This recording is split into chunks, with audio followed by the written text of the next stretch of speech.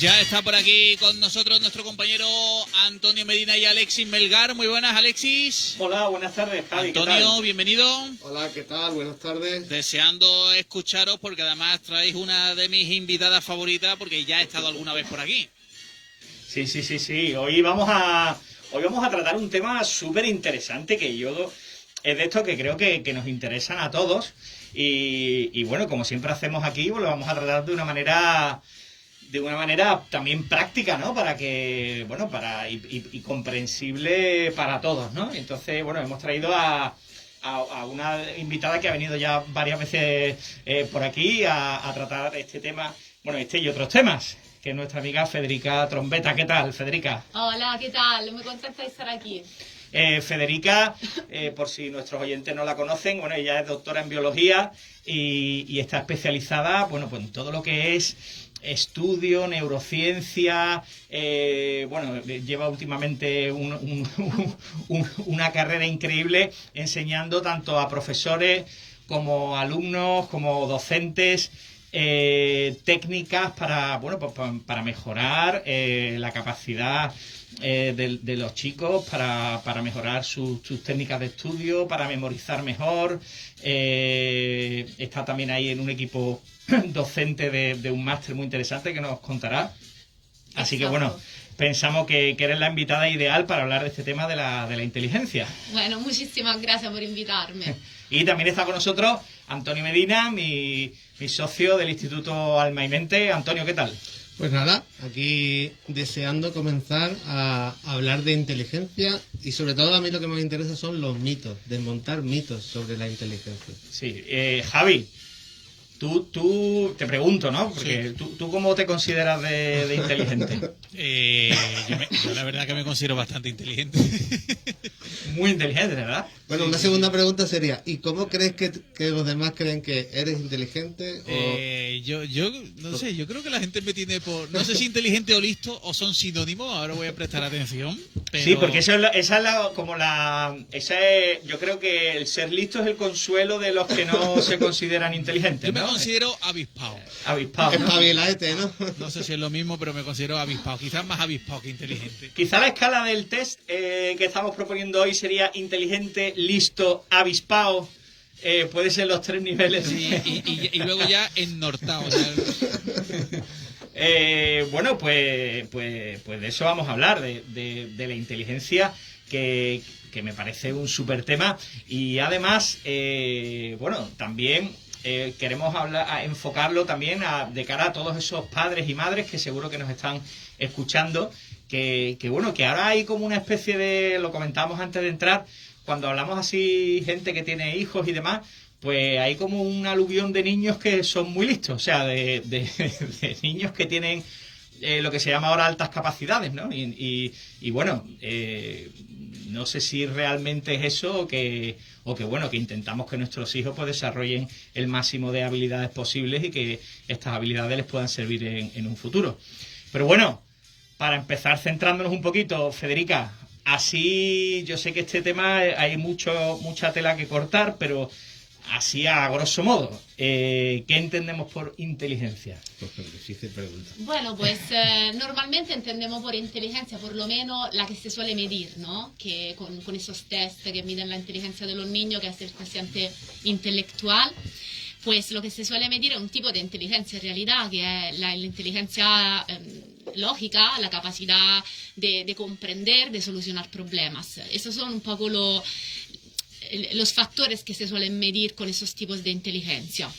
Ajá. Y bueno, eso lo hablamos en uno de los programas, pero cuando hablamos de inteligencia, hablamos de un conjunto de habilidades, no solo una, no solo está la inteligencia en grande, sino que ahora se habla que, bueno, que hay diferentes tipos de inteligencia, ¿no? Claro, con la teoría de Gardner, ¿no? Ya llegó todos los diferentes tipos de inteligencia, ¿no? Entonces está la inteligencia matemática, lógico-matemática, la inteligencia musical, la inteligencia emocional y toda una serie de inteligencias. Aunque también hay que decir que la teoría de Gardner fue también muy criticada, ¿no? Por la comunidad científica en el sentido que quizá no se trata tanto de hablar de inteligencia cuanto de habilidades y de talentos, ¿no? Porque a nivel neurocientífico no se puede definir una inteligencia específica o separar aspectos diferentes de la inteligencia, porque cada uno de ellos no tiene un lugar específico en el cerebro, aunque es verdad que algunas habilidades estén relacionadas con partes específicas del cerebro,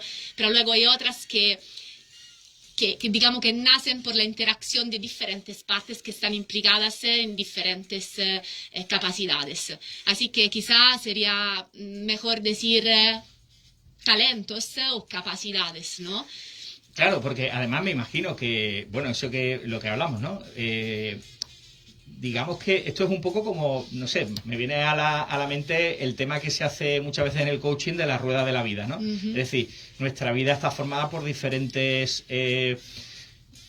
aspectos, y lo que hace que uno tenga una vida sana y feliz es un equilibrio entre todas las áreas de nuestra vida, ¿no? Entonces, digo yo que si hablamos de que hay diferentes tipos de capacidades, pues lo suyo sería que hubiera un equilibrio y que nuestras habilidades estuvieran compensadas.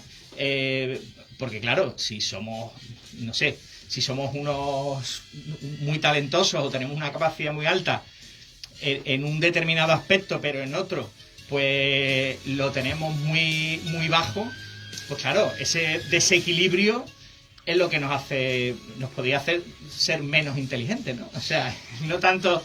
Es Sí. decir, que quizá tendría que haber un equilibrio entre las diferentes Y fíjate áreas, ¿no? tú que, bueno, seguramente os habrás pasado vosotros también, ¿no? En la escuela, como que se daba más importancia a determinadas asignaturas sino a otras, ¿no? Como que había un listado de prioridades en las asignaturas según la importancia, la lengua, la matemática, y luego poquito a poco llegábamos hasta asignaturas que eran consideradas, no quiero... decir de segunda, ¿no?, calidad, pero era un poco considerado así, también desde el punto de vista de los alumnos y de las alumnas. Cuando hoy en día sabemos que justamente las asignaturas que más estimulan el cerebro, y me refiero a la neuroplasticidad, a la creación de estas nuevas conexiones que luego son lo que verdaderamente marcan un antes y un después, ¿no?, en nuestra inteligencia, en nuestra capacidad de aprender, pues son justamente asignaturas como las artes, como la música e incluso la educación física. Han hecho estudios, han visto que estas son las actividades que más afectan positivamente a la neuroplasticidad. Y bueno, hablando ya entrando un poquito en materia,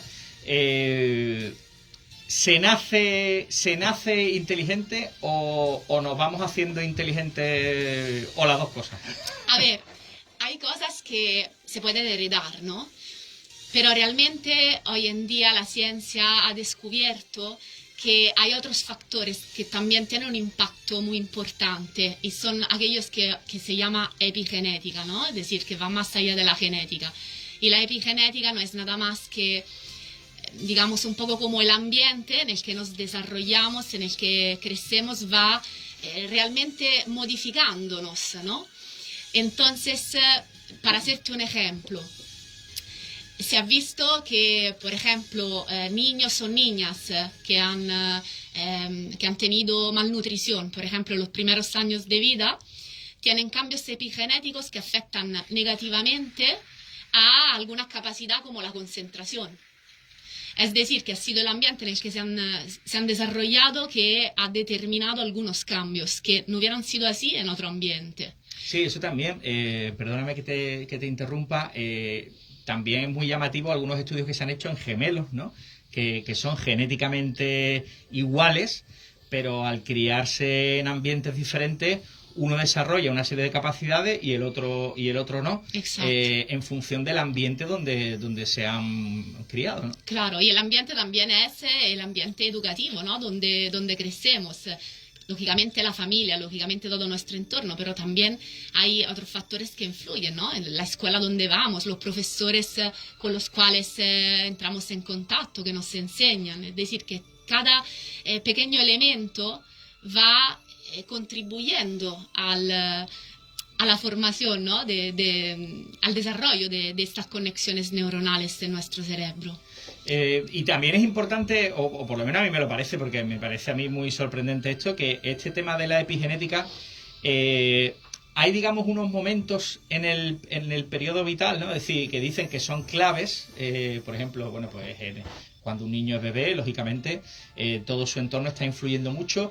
Luego hay otro periodo que es la adolescencia, que también influye bastante, pero hay muchas personas que creen que eso se para, es decir, que una vez que ya uno se hace mayor, pues ya no, o sea, tenemos lo que tenemos y ya eso no se va a cambiar.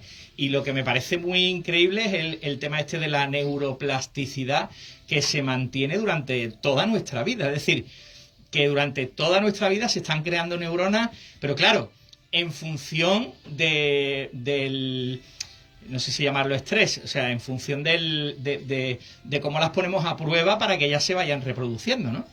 Exacto, la neuroplasticidad es la capacidad de nuestro cerebro, de nuestras neuronas, de crear nuevas conexiones entre ellas. Y al fin y al cabo este es el aprendizaje, es decir, que aprendemos porque tenemos cerebro, pero el mismo aprendizaje cambia y modifica nuestro cerebro mismo en las conexiones que se crean.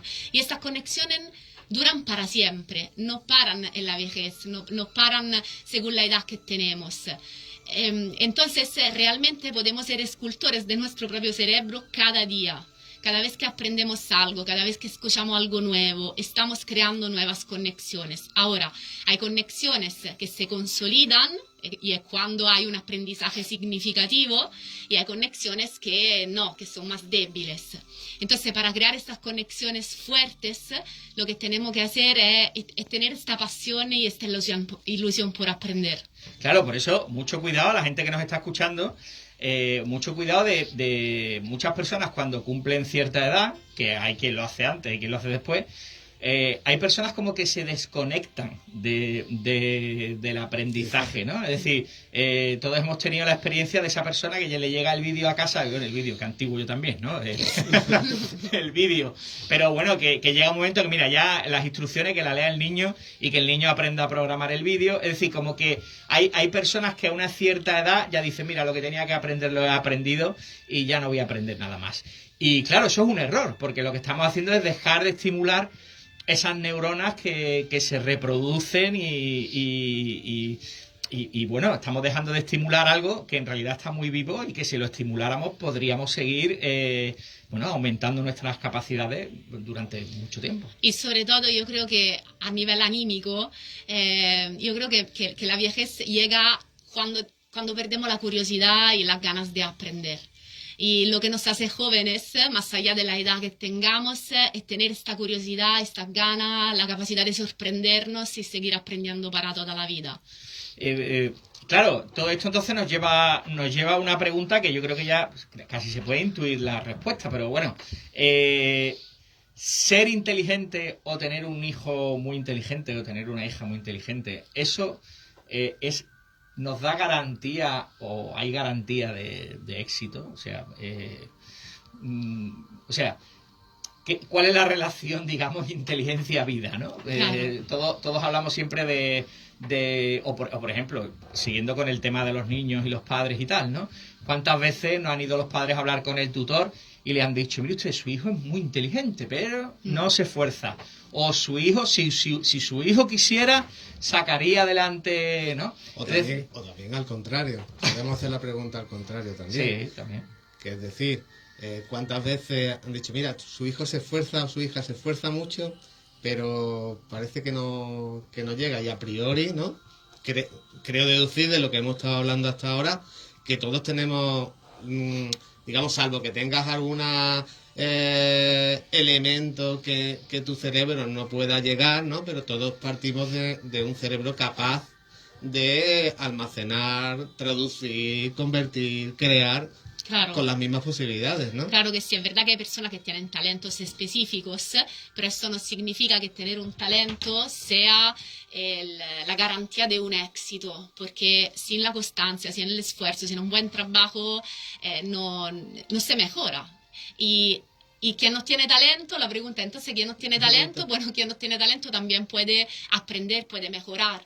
Y yo creo que lo que hace la diferencia es justamente esto, el esfuerzo, la constancia y las buenas estrategias también, porque yo me puedo esforzar y ser constante toda mi vida, pero estoy haciendo algo que no me sirve y sigo teniendo el mismo resultado, ¿no? Entonces yo a estos niños estos padres que tienen niños que se le dice que se esfuerza mucho pero no tiene esos resultados, tiene resultados. Quizá le preguntaría, ok, ¿qué estáis haciendo? O sea, ¿qué tipo de estrategia estáis utilizando para que el niño o la niña tenga esta curiosidad, esta sorpresa, estas ganas por aprender? ¿Y cómo lo está haciendo también? Porque muchas veces nos damos cuenta que tenemos la ilusión de aprender algo simplemente por leerlo 2 veces, pero no funciona así nuestro cerebro, ¿no? Entonces allí también hay que poner en marcha estrategias específicas de aprendizaje y también tener en cuenta el papel emocional. ¿Por qué? Porque si yo, niña, voy a clase y lo que respiro en el aula, el ambiente es de miedo, es de sufrimiento, voy asociando a mi experiencia de aprendizaje unas sensaciones negativas que harán que, primero, tenga una mala experiencia de aprendizaje, segundo, que me estrese, y el estrés es el mayor enemigo del cerebro, del funcionamiento del cerebro, porque la neurociencia ha visto que bajo estrés, y hablo de estrés crónico, ¿no? Del pequeño estrés positivo, que esto sí que nos estimula, pero el estrés crónico nos bloquea. ¿Habéis experimentado alguna vez en vuestra vida de estar muy nerviosos, de hacer un examen, de quedaros con la mente en blanco o de no recordar cosas que recordabais antes, ¿no? Pues esto suele pasar cuando estamos en estrés crónico y entonces en nuestro cerebro hay receptores de cortisol, que es la hormona del estrés, en una zona específica que es el hipocampo, que está implicada con la memoria a largo plazo, y esto hace que nuestro cerebro funcione peor. Entonces, lo que yo diría, volviendo a la pregunta a los padres de estos niños, sería, o quizá también a los profesores, a las profesoras, es, vale, ¿qué se puede hacer de diferente para implicar, para crear un clima emocional positivo en el aula y para facilitar a los niños y a las niñas estrategias de aprendizaje más útiles y más efectivas? Porque también otra pregunta, otra duda que me surge es el factor del entorno, ¿no? Vamos a poner el entorno educativo. Es muy importante también las expectativas que se tienen sobre los alumnos, ¿no? Hay muchos alumnos que dicen, no, yo es que a mí las matemáticas no se me dan bien. A priori, nuestro cerebro está capacitado para hacer cálculos lógicos y cálculos matemáticos. Distinto es que tengas un talento, ¿no? Entiendo yo, Exacto. que tengas un talento para llegar más allá. Pero todos partimos de la base de que la educación, tal como está ahora mismo, pues todos tenemos la capacidad para llegar a esas materias con cierta facilidad, ¿no? Distinto es que te guste más o te guste menos, o que te la hayan hecho más atractiva o menos atractiva, ¿no? Totalmente. Entonces, hay un efecto, ¿no? Se llama, ¿no? El efecto Pigmalión. Sí. En realidad lo que creemos con fuerza suele realizarse no por arte de magia, sino porque lo que pensamos se traduce en una actitud, la actitud se traduce en una acción y la acción se traduce en unos resultados, ¿no? Entonces, si yo creo que no se me dan bien las matemáticas porque en mi familia somos todos de letras y esto es lo que me están repitiendo desde que tengo 2 años y hago mi primer examen de matemática y saco un 2 y además lo paso fatal, me pongo nerviosa, esta experiencia va reforzando mi idea. Y llegará un momento que simplemente, repito, no por arte de magia, pero simplemente no haré lo suficiente o tendré una actitud cerrada frente al aprendizaje de esta asignatura. Y eso determinará que mi pensamiento, mi creencia sobre mis propias capacidades de aprendizaje de esta asignatura se hagan realidad. Y por eso yo creo que es súper importante transmitir al alumnado y a todo el mundo un poco, explicarle un poco cómo funciona su cerebro y romper todos estos mitos sobre el cerebro que muchas veces nos acompañan y que se den cuenta que realmente con esfuerzo, con buena estrategia, con constancia podemos mejorar, podemos avanzar, podemos aprender y esto no está determinado genéticamente. Porque ahora que se han aprobado o se está en proceso de aprobación de la nueva ley educativa hay debates sobre que han quitado ciertas asignaturas, que no se premia el esfuerzo, etcétera, etcétera. Mi pregunta es, yo entiendo que bueno, que nadie lo quiere hacer a priori mal. Entiendo que la educación es uno de los elementos muy importantes para una sociedad. Entonces, el modelo tradicional de memorización de temas que teníamos antes, ¿no? Está cambiando, ¿no? Ujú. Yo creo que la educación, y esta es mi pregunta, ¿no? Después de esta reflexión, es ¿qué parte importante tiene la creatividad o la resolución de problemas en la educación? ¿Cómo entra eso dentro de la inteligencia, del desarrollo de la inteligencia de los niños, por ejemplo? Vale, hago un paso atrás de una cosa que has dicho para conectarme con esta. Tenemos bueno, todo el mundo hemos escuchado, ¿no? La típica frase, aprender algo de memoria para referirnos a cuando aprendemos algo sin entender nada, ¿no? Y lo repetimos como loros. Bueno, en realidad la memoria no es esto, ¿ok? Entonces me parece muy bien que se salte un poquito el hecho de aprendernos tanta información específica, entonces tanta información memorística, pero la memoria realmente es súper importante. Y la memoria no es aprender algo sin entenderlo. Nosotros aprendemos gracias a la memoria. Es decir, que la memoria es la facultad mental que nos permite aprender, porque es el espacio mental donde entra la información y donde luego se almacena. Porque si no recuerdo lo que he aprendido, no lo sé, no lo he aprendido. Uh-huh. Vale, quería hacer esta pequeña reflexión sobre la memoria porque luego me has preguntado sobre la creatividad, ¿no? Y en realidad la creatividad está muy relacionada con la memoria. Y ahora os explico por qué. Porque la creatividad, ¿qué es? La creatividad es la capacidad de crear algo nuevo, de valor útil, utilizando pero algo que ya existe. Vale, entonces para hacer eso necesitamos dos ingredientes. Necesitamos la imaginación, es decir, esta capacidad visionaria de verle una nueva forma de vida a algo que ya existe, pero también necesitamos la memoria, porque necesitamos encontrar en nuestra memoria estos elementos que ya existen. La creatividad es una capacidad también súper importante hoy en día. ¿Por qué? Porque también nos ayuda a adaptarnos al ambiente que es en continuo cambio. Entonces nos ayuda a adaptarnos al cambio gracias al encontrar y a buscar soluciones a problemas, a situaciones, crear realidades diferentes, alternativas. Entonces la creatividad, desde mi punto de vista, es un elemento súper importante. De hecho, en muchas empresas se está valorando más la capacidad creativa de los futuros empleados y empleadas respecto a las notas del currículum académico. Sí, hemos pasado de una sobrevaloración del conocimiento, digamos, enciclopédico, ¿no?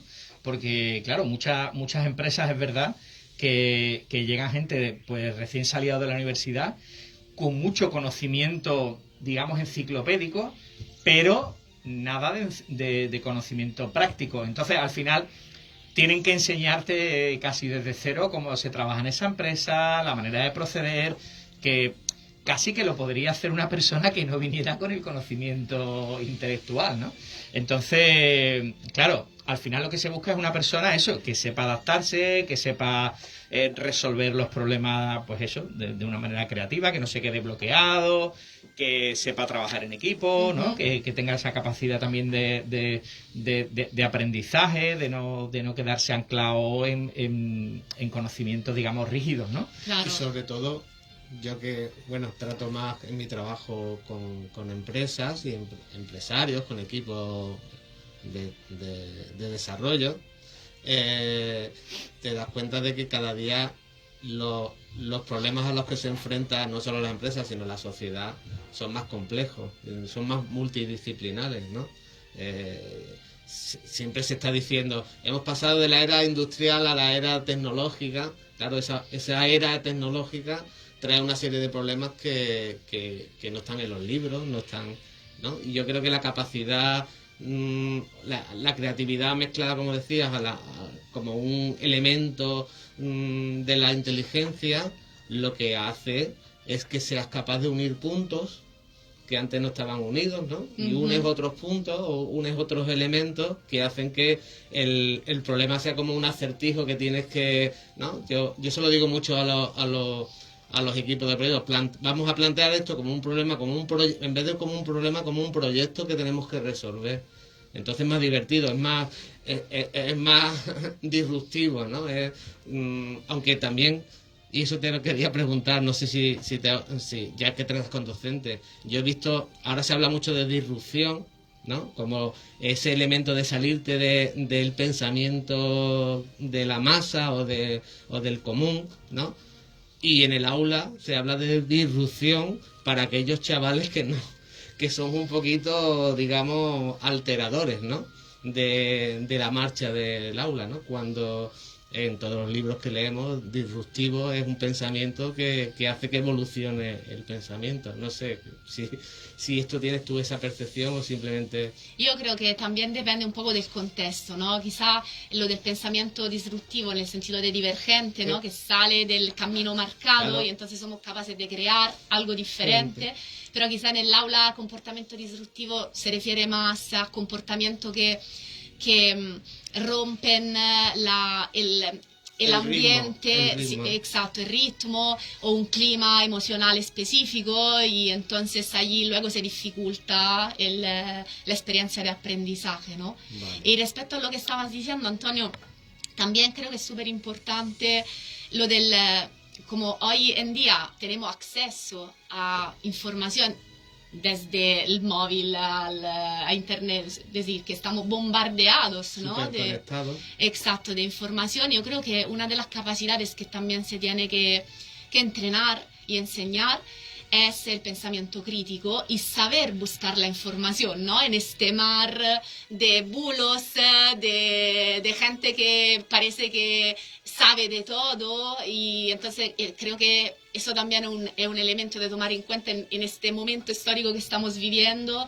para que los niños y las niñas aprendan a no aprenderse las cosas de memoria sin comprensión, sino utilizar su propia memoria para encontrar la información correcta, hacer tesoro de aquello y sacarlo en el momento en que tienen que buscar una nueva solución y crear algo nuevo, útil y de valor. Eso me ha ocurrido con mis niñas. Muchas veces me preguntan cosas, digo, mira, vamos a preguntarle a Google, ¿vale? Y dicen, bueno, ¿y qué le pregunto? Digo, pues esa es la cuestión. Si hace las preguntas correctas, tendrá las respuestas adecuadas, ¿no? Entonces, veo que muchas veces, como tú dices, hay un exceso de información, y tener capacidad para hacer las preguntas adecuadas, ¿no? Y que obtengas el resultado que necesitas es complicado, ¿no? Sí, y buscar en el lugar correcto, Claro, sobre también. todo. Sí, Sí. puede estar buscando donde no está esa información.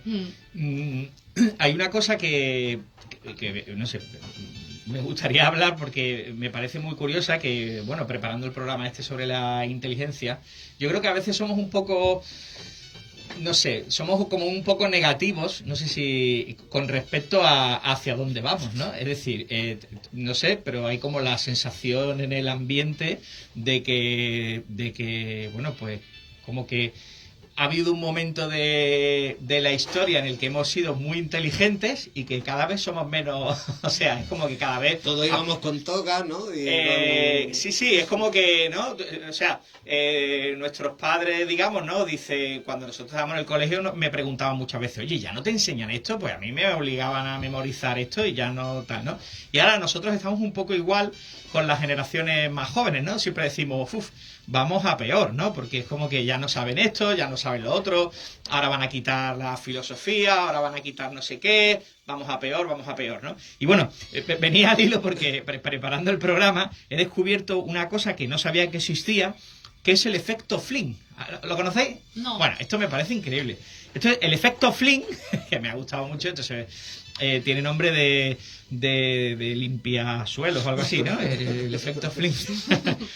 Bueno, es simplemente que lo que dice es que hay una acumulación de inteligencia en las generaciones, es decir, que cada generación es más inteligente que la anterior. Entonces, esto es como que me ha roto la cabeza, ¿no? Porque, o sea, por evolución, cada generación, o sea, el coeficiente, hay un estudio hecho sobre el coeficiente de inteligencia que se mide en los test de inteligencia, y cada generación el CI va subiendo un poquito. Es decir, que hace 200 años, 300 años, el coeficiente era más leve, ¿no? O sea, lo que me llama la atención de todo esto es que, habiendo una tendencia un poco negativa sobre como que vamos a peor, ¿no? Los datos dicen que no. O sea, los datos dicen que cada vez los niños son más inteligentes. Claro. Entonces, lo que ya me crea a mí el debate es que si estoy yo ya de abuelo, como también decía mi abuelo, ¿no? Que vamos a peor y que los niños ya no saben lo que deberían saber, ¿no? Entonces, bueno, al final es evolución y es Darwin, ¿no? O sea, sobreviven los más capaces, ¿no? O sea, Bueno, sí, sobrevive el que mejor se adapta al cambio. Sí. Claro, lo que pasa es que cuando nosotros vemos las generaciones que llegan, ¿no? Decimos igual... o sea, tenemos como una visión negativa, ¿no? Es decir, y estos van a saber adaptarse al cambio, es decir, ¿no? Claro, por eso es tan importante parar y, por ejemplo, ¿no? En la educación y se están haciendo muchos cambios. Yo conozco a muchísimos profesores y profesoras que están innovando y están dando espacio a nuevas habilidades que antes no se tomaban en cuenta, ¿no? Como la educación emocional, por ejemplo, algo que cada vez es más necesaria, sobre todo porque el contexto en el que vivimos ha cambiado. Y además la educación emocional está muy relacionada también con los resultados académicos. Se han hecho estudios, se han visto que cuando los niños y las niñas son capaces de gestionar sus propias emociones, son capaces de automotivarse, lógicamente tienen más recursos también para desarrollarse y aprender. Sí, porque, bueno, con eso que estás hablando también, y con el tema de la inteligencia, yo creo que está relacionado. Sí es verdad que yo estoy escuchando a profesores últimamente hablar y bueno, y también a padres y educadores en general, ¿no? Que quizá hay un aspecto que se está descuidando un poquito, que es el tema de la tolerancia que tienen los jóvenes o los pequeños a la frustración. Es decir, es como que cada vez o sea, esa exposición al fracaso es como que, bueno, generaciones anteriores la han tenido como muy presente porque han vivido circunstancias muy duras y desde pequeños han tenido que sobreponerse a circunstancias muy duras. En cambio, los jóvenes de ahora, pues parece que lo tienen como más fácil, y quizá haya que educar en eso, ¿no? Es decir, en que bueno, a que si un chico no consigue algo, pues hay que decirle que no, o hay que ponerlo ahí a que lo siga intentando. O sea, que se acostumbre a que a veces las cosas no salen y que lo más probable es que muchas de las cosas que uno intente en la vida, pues fracase, ¿no? Totalmente. Además, yo creo que ahora, como estamos rodeados y los adolescentes aún más, ¿no? De una falsa realidad a través de las redes sociales, donde parece que todo el mundo tiene una vida perfecta, alcanza el éxito haciendo así clic con la mano, cuando en realidad no ven lo que está detrás, ¿no? Entonces, quizá hay que enseñar un poco esa mentalidad de crecimiento, o sea, que sean conscientes que a través del esfuerzo, a través de la constancia, a través del trabajo bien hecho, que no significa sufrir, sino significa esforzarse, y pueden conseguir cosas, y pueden mejorar, y pueden avanzar. Lo que pasa es que tenemos ahora, no sé, por lo menos yo no sé si es una visión equivocada, pero parece que lo que nos llega es que, bueno, pues si un chaval suspende, vamos a dejarlo que siga para adelante, ¿no? Y si un chaval tal, vamos a dejar, ¿no? Es como que no hay esa sensación, ¿no? De que se esté educando lo suficientemente en esa tolerancia a la frustración, ¿no? Porque si haga lo que haga no sé, nos da la sensación de que prácticamente haga lo que haga un chico, pues va siguiendo para adelante, sí. Y ya lo pararán en algún momento, ¿no? Sí, yo tampoco lo veo esto, sinceramente, de que, no sé, de que un chico no pueda repetir un año escolar si no ha alcanzado determinados resultados, ¿no? Y sobre todo si no se ha esforzado, porque también hay casos que no hay esfuerzo. Entonces yo creo que, no sé, este es mi punto de vista. Supongo que quien ha creado esos cambios educativos tendrán sus razones. Yo personalmente no lo veo. El otro día me enteré también, esto bueno, es anecdótico, pero bueno, también es gracioso. Han quitado el 0. O sea, yo recuerdo, yo tenía un profesor, yo estudié en los Salesianos, aquí en Sevilla, y yo tenía un profesor que era muy gracioso, porque ese en el momento que tenía 2 ceros, ¿tiene usted una bicicleta? ¿Tiene usted un triciclo? ¿Ya tiene usted el coche? Y este era, tú el examen o lo aprobabas o tenías un 0, ¿no? O sea, no había 4. O sea, tú aprobabas el examen, no lo aprobabas, eso era un 0. Y el otro día, ¿no? Es que me llamó mucho la atención las noticias, ¿no? Dice, oye, que se ha propuesto ahora, se va a quitar el 0. Yo tenía también el que no ponía nunca, eso también me da mucho coraje.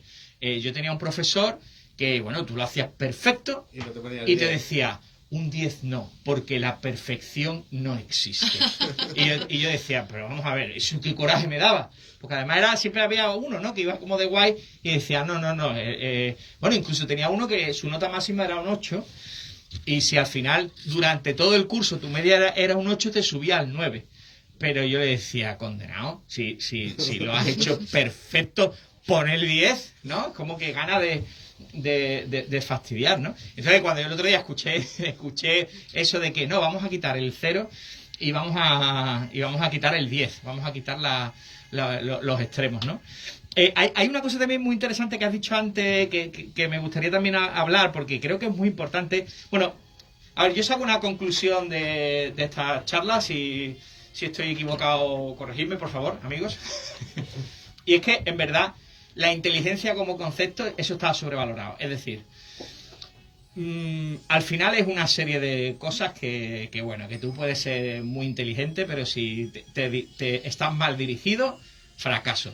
Tú puedes ser muy inteligente, pero te distraes a otras cosas, fracaso. Y al contrario, es decir, puedes ser una persona más limitada, pero si has sido bien enfocado, bien dirigido, bien entrenado, pues vas a tener más posibilidades de éxito. Por lo tanto, había un anuncio que decía que la potencia sin control eso es de neumáticos, pues yo creo que es algo así. Tú puedes tener una gran capacidad, ¿no? Puedes tener en tu cabeza un Ferrari, pero si el piloto no está a la altura o no tiene frenos para controlarlo, pues te puedes estrellar, ¿no? Y es lo que muchas veces ocurre, ¿no? Porque Sí. hay gente que está a lo mejor diagnosticada como no con altas capacidades, sino con sobredotación y fracasan en muchos aspectos de su vida, ¿no? Por eso, una de las últimas preguntas que me gustaría hacer es que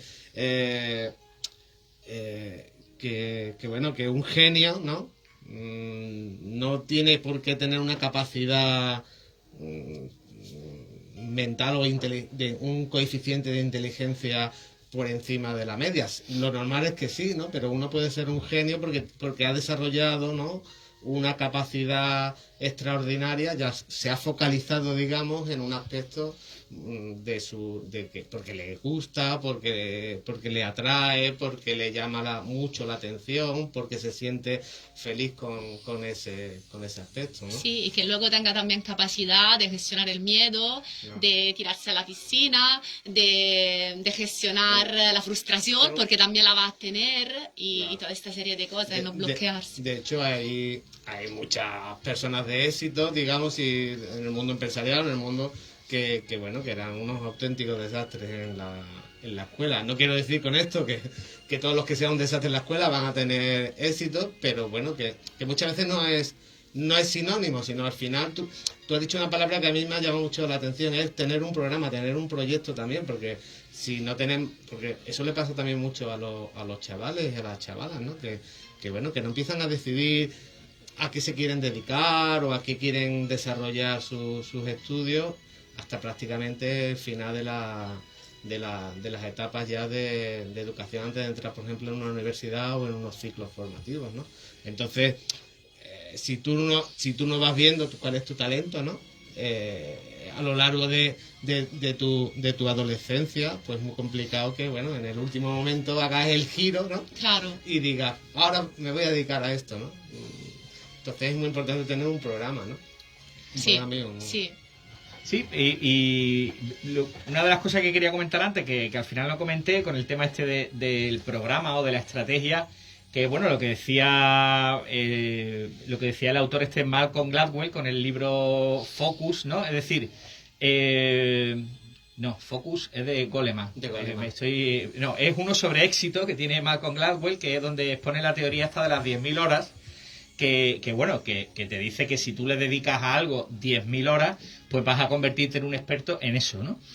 Pero hace mucho hincapié en el libro, y es que te dediques 10.000 horas, pero bien enfocado. Claro. O sea, que si tú quieres aprender a tocar el piano, tú te puedes poner solo en tu casa, tú solo, a intentar aprobar, y bueno, pues sí.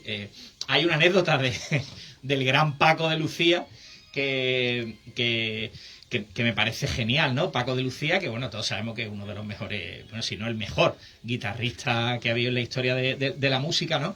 Y Paco de Lucía pues fue aprendiendo solo, ¿no? Y entonces comentan que, bueno, hizo un concierto con dos grandes jazzistas, ¿no? De música de jazz, que no recuerdo ahora bien los nombres, si lo pienso me salen, pero lo tengo que pensar. Y bueno, y tenía que improvisar con estos tres músicos, ¿no? Y entonces, claro, los dos eran músicos, pero él no. O sea, quiero decir, no era músico. Él tocaba la guitarra muy bien, tal, pero no tenía el conocimiento musical, ¿no? Y claro, él improvisaba, los otros dos flipaban con él y tal, ¿no?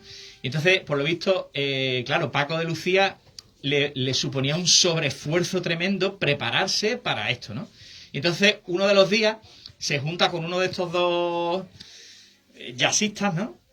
Y le dice, mira Paco, esto, y empieza a explicarle la música, ¿no?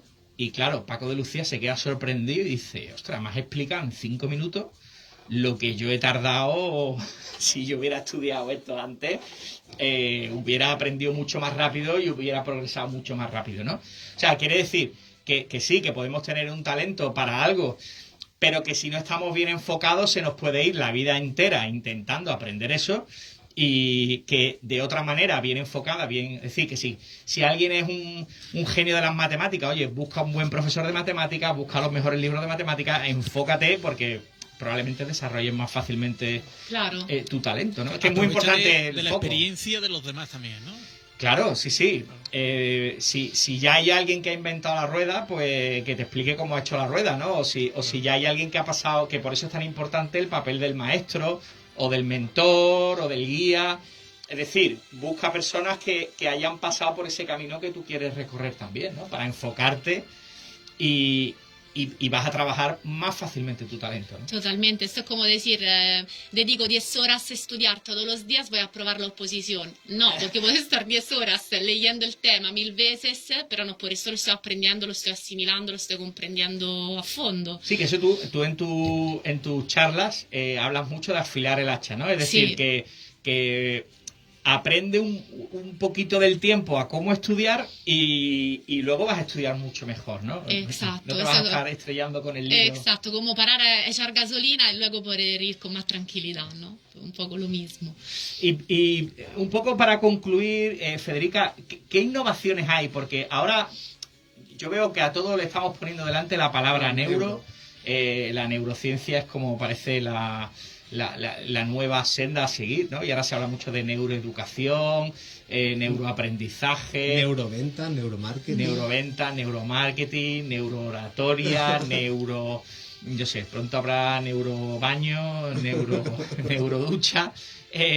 Cuéntanos un poco cuál es el camino, cuál parece que va siendo la tendencia para el estudio, para el aprendizaje. Bueno, la neuroeducación no es nada más que aprovechar los descubrimientos de la neurociencia e integrarlos en la educación. ¿Para qué? Para que los docentes puedan sepan cómo funciona el cerebro, entonces puedan crear estrategias de enseñanza-aprendizaje más efectivas para su alumnado. Y eso es un poquito lo que vamos a hacer en el máster de herramientas de neuroeducación, desarrollo personal y docencia positiva, donde vamos a enseñar un poco todos esos descubrimientos y técnicas específicas, estrategias específicas de enseñanza-aprendizaje a futuros docentes y futuras docentes o profesores y profesoras que ya estén trabajando ahora, por si quieren innovarse y y pasar a otro nivel, ¿no? de la enseñanza, tener nuevas herramientas para poderlo hacer. Y lo de la neuroeducación, ¿por qué es tan importante saber cómo funciona el cerebro? Porque muchas veces hay neuromitos que nos acompañan y que nos desvían, ¿no? de un camino efectivo. Te hago un ejemplo.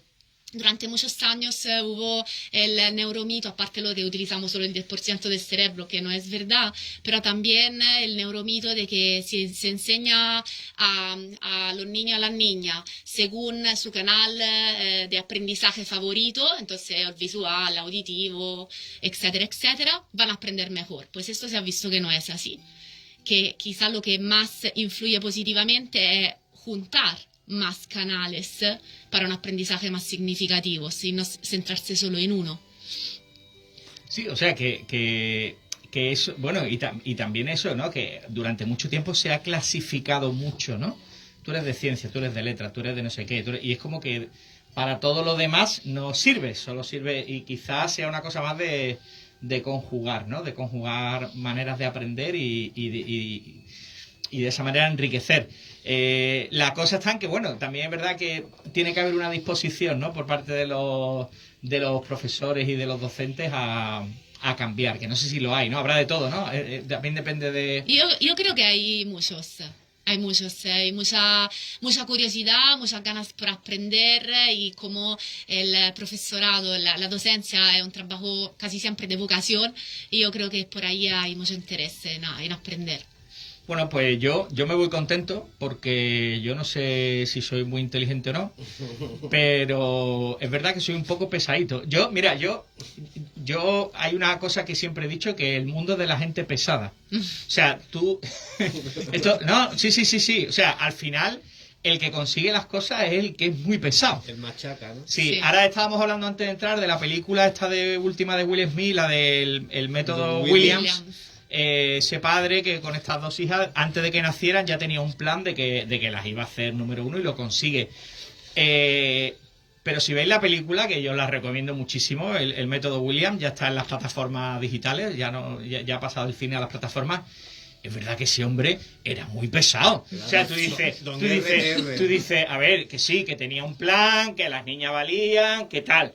Pero el tipo era muy pesado, ¿no? Y estaba lloviendo ahí a mares y venga, vamos a entrenar y el tío se plantaba a hablar con quien sea y no se movía hasta que no le atendían. Entonces, claro, yo digo, ¿a este hombre qué le ha hecho triunfar? ¿Que tenía un plan o que es muy pesadito? Entonces yo de verdad, yo no digo lo de pesadito nunca en tono peyorativo. Es decir, yo cuando digo que alguien es muy pesado, digo, ese lo va a conseguir. Porque, claro, hay gente que no tiene filtro, ¿no? Hay algo, yo, por ejemplo, a mí me pasa, ¿no? Una persona me dice una vez que no, bueno, a la segunda que me dice que no, normalmente ya lo dejo, ¿no? Pero claro, hay gente que no tiene ese filtro de, me han dicho 2 veces que no. Hay gente que, venga, lo intento. Claro, al final te dicen que, o sea, al final te escuchan, venga, vale. Venga, ¿qué quieres, no? O venga, te dejo. Entonces yo creo que no sé, son valores que merece la pena trabajar porque, no sé, para mí son los fundamentales, ¿eh? O sea, yo creo que hace mucho más la constancia. Sí. Porque al final es lo que hablamos, ¿no? La gota de agua hace la estalactita, la gota de agua hace que la piedra se horade y, en fin, yo creo que la constancia es fundamental. Pues, amigos, se nos ha acabado casi el tiempo. Federica, como siempre digo, si alguien nos está escuchando y quiere saber más sobre ti o sobre tus actividades, que son muy interesantes, ¿dónde pueden localizarte? Me pueden localizar en mi página web, Federica Trombetta, con doble T al final, .com, o en las redes sociales, me encuentran de la misma manera, Federica Trombetta. Que sube material muy interesante, Federica, sobre todo para padres que tengáis hijos y queráis técnicas de estudio, además vídeos muy divertidos que yo os recomiendo, además es muy constante ella también subiendo material. Y nada, te damos 1000 gracias, Federica, por venir otra vez. Y decir también, Alexis, la última cosa, que como si han estado docentes escuchándonos, si están interesados en saber alguna información sobre el máster de neuroeducación y docencia positiva y desarrollo personal, pueden encontrar toda la información en la página web de Exdintra. Perfecto, pues en Exdintra tenéis información los docentes. Pues Javi. Maravilla como siempre. Y Antonio también, muchas gracias. De nada. Antonio y Federica. Y Javi, mil gracias a ti por darnos la oportunidad otro martes de venir con nuestras historias. A vosotros, muchísimas gracias. La verdad que lo hemos pasado muy bien. Pues nada, ha sido un placer. A nuestros oyentes recordar que estamos ahí en el Facebook Instituto Alma y Mente, los canales de Ivo, YouTube, y que pueden buscar más información sobre nosotros ahí. Gracias, Alexis Melgar, Instituto Alma y Mente. Descanséis la semana que viene, volvemos después de Semana Santa, ¿no? Venga, vendremos recuperados de En un la par Semana de Santa. semanitas. Venga. Buena Semana Santa a todos. Adiós. Nosotros ponemos Adiós. aquí el punto final. Gracias, Federica, ¿eh? Gracias a vosotros. Ponemos el punto final a esta edición de Un Dos Viernes.